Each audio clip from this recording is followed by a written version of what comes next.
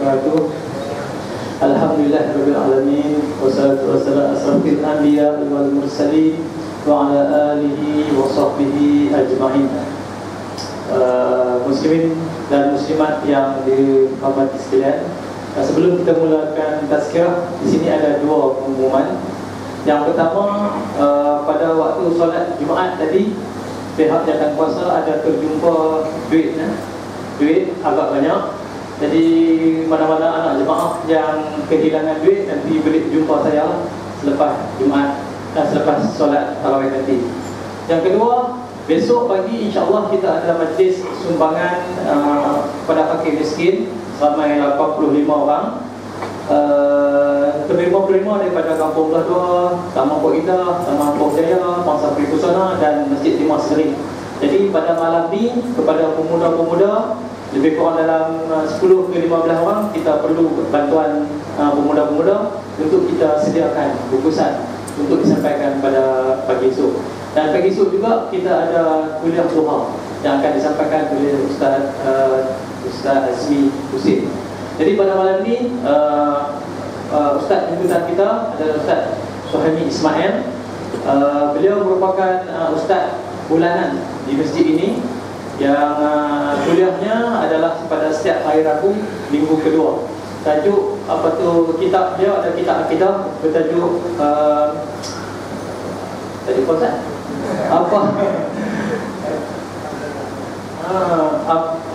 mengapa aku menganut seorang Islam.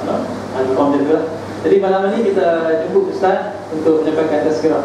Silakan.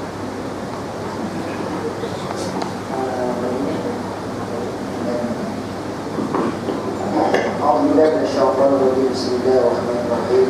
Assalamualaikum warahmatullahi wabarakatuh. Wassalamu ala asyrafil anbiya'i wal mursalin sayyidina Muhammad wa ala alihi wa sahbihi.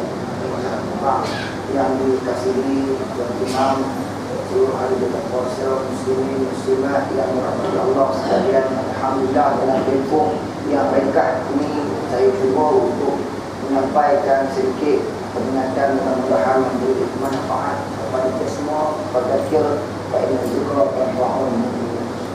Sidang hadirin hadirat yang dirahmati Allah, kita bersyukur kepada Allah Subhanahu wa taala. Hari ini kita telah pun masuk kepada hari yang ketujuh. Malam ini malam yang ketujuh, kita nak melaksanakan tarawih insya-Allah, bermakna sudah 6 hari kita berpuasa. Fenomena sebegini satu fenomena yang sangat-sangat menggembirakan. Kalau dapat melaksanakan fenomena sebegini, insya-Allah, alhamdulillah, cerah masa depan untuk kita mendaulatkan kembali Islam insya-Allah. Sidang hadirin hadirat yang dirahmati Allah sekalian, kita tahu dan rata-rata kita baru yakin bahawa kita datang ke masjid pada malam ini kerana kita nak mengharapkan sesuatu yang hebat yang dijanjikan oleh Allah dalam bulan Ramadan. Kerana kita semua memang terlintas dalam hati kita, sebelum kita masuk Ramadan, kita nak sesuatu daripada Ramadan kita tahun ini. Kita nak supaya apa yang dijanjikan oleh Allah Subhanahu wa taala melalui lidah Rasulullah sallallahu alaihi wasallam, bahawa sejak Ramadan ini Tuhan menjanjikan kepada kita dengan pulangan syurga. Kerana Nabi kata dalam sebuah hadis, Nabi kata inna fil jannati baban yuqalu lahu ar-rayyan. Sesungguhnya ada satu pintu syurga yang namanya ar-rayyan. Yang mana pintu syurga itu la yadkhulu minhu as-saimun. La yadkhulu minhu illa as-saimun. Tak boleh orang nak masuk dalam syurga raya itu melainkan hamba-hamba Allah yang berpuasa. Pada hari kiamat esok, orang-orang yang berpuasa Allah beri pada dia syurga raya. Kita tahu kita nak masuk syurga. Semua orang kata nak masuk syurga. Tapi bila kita tanya pada diri kita, layak tak kita nak masuk syurga? Semua orang pakat tunduk, tak berani angkat muka. Sebab masing-masing insaf dan sedar kita memang tak layak nak masuk syurga. Tuan-tuan muslimin yang dirahmati Allah, Ramadan Allah janjikan kepada siapa yang ada dalam hati dia lintasan untuk melakukan kebaikan. Siapa yang dalam hati dia nak jadi orang baik, nak jadi orang soleh, nak dapat syurga, hidupkanlah Ramadan. Kerana dalam bulan Ramadan ini tuan-tuan, Allah memberi segala macam fasiliti, kemudahan, peluang untuk kita supaya kita mendapat matlamat kita, yang untuk menjadi orang-orang yang bertakwa. Muslimin muslimat yang dirahmati Allah, hari ini apa yang kita lihat dalam bulan Ramadan ini, banyak kebaikan yang telah berlaku pada kita. Kita seolah-olah telah kembali mengorganiskan hidup kita. Keluarga kita organize, masa kita dah kembali organize, wang ringgit kita kembali organize, ibadah kita kembali organize. Kita nampak cantik. Sebelum ni kita mudah jadi orang yang cepat marah, tapi dalam bulan Ramadan ini kita mampu untuk mengorganize, mengurus kemarahan kita. Tuan-tuan, satu permasalahan yang berlaku kepada umat Islam hari ini, tuan-tuan, kita tidak lagi menjadi sebagaimana perwatakan yang dibawa oleh Rasulullah sallallahu alaihi wasallam. Rasulullah sallallahu alaihi wasallam, tuan-tuan, satu susuk tubuh yang Allah lengkapi dengan sifat al-hilm was-sabr. Seorang yang sangat lemah lembut, seorang yang sangat penyabur. Kita, tuan-tuan, susah nak berlembut. Cakap kita tak berlembut, kelakuan kita tak berlembut, hubungan kita dengan orang tak boleh nak berlembut. Kita payah nak sabar, bawa kereta kita cepat nak marah, lewat sikit kita nak marah, lambat sikit kita nak marah. Ni harga barang naik kita nak marah. Raya dah dekat, duit tak masuk lagi, nak marah. Selangor dah umumkan bonus, Pulau Pinang bila pula nak umumkan bonus, lambat sangat, marah. Kerajaan bagi separuh bulan, nak marah. Cepat sangat nak marah. Tuan-tuan, inilah masalah yang terjadi pada diri kita, tuan-tuan. Manusia Allah jadikan daripada tanah. Tanah ni, tuan-tuan, kita ni sifat tanah, sifat lembut. Tetapi tanah yang lembut itu dia boleh jadi keras kerana dua sebab. Satu, tanah jadi keras kalau dia disinari dengan cahaya matahari. Lama-lama panas dia jadi keras. Yang kedua, tanah itu jadi keras kalau kita biarkan begitu saja, dia jadi keras. Sebab tu, tuan-tuan, hati kita ni, tuan-tuan, akan jadi keras sekiranya hati kita ini sentiasa bermain dengan sifat yang ditiup oleh syaitan, yang ini api kemarahan. Siapa yang hidup dengan api kemarahan, hati dia akan jadi keras. Manusia itu akan jadi keras. Pasal apa? Pasal dia dididik oleh syaitan. Yang kedua, tuan-tuan, hati kita jadi keras pasal kita banyak biarkan hidup kita ini terbiar begitu saja, mengikut apa saja kehendak hawa nafsu kita. Nafsu kita yang tentukan apa yang kita nak makan, apa yang kita nak pakai, apa yang kita nak beli. Kita nak tidur, hawa nafsu yang tentukan. Nak pilih pasangan, hawa nafsu yang tentukan. Akhirnya, tuan-tuan, jiwa kita jadi jiwa yang keras. Nak lembutkan jiwa ni, tuan-tuan, dia kena siram dengan air. Tanah ni kena siram dengan air. Jiwa kita kena siram dengan air. Air untuk melembutkan jiwa ni, tuan-tuan, tak lain tak bukan ilmu. Duduk sekejap tak apalah, 15 minit pun 15 minit lah. Kita tadak tak dengar sekejap tazkirah. Tazkirah tu, tuan-tuan, ibarat bumi yang kering, kontang yang keras. Allah turunkan hujan, dia kembali dulu. Muslimin, muslimat rahimahumullah, kita nak mengejar syurga, tapi kata Nabi Muhammad sallallahu alaihi wasallam, la yadkhulul jannah man kana fi qalbihi mithqal habatin min al-kaba'ir. Pasal apa, ya Allah? Kita jadi orang yang mudah keras, mudah menting pasal dalam diri kita. Nabi kata ada sifat sombong, yang mana sifat sombong ini Allah kata wala sebesar darah pun haram kami cium bau syurga. Sebab tu, tuan-tuan, dalam masa yang singkat ni, marilah kita sama-sama amalkan 5 perkara ni, tuan-tuan, untuk kita jadi orang yang tidak sombong. Amalkan 5 perkara ni supaya kita insya-Allah tak jadi orang sombong. Yang pertama, kita kena selalu senyum dekat orang.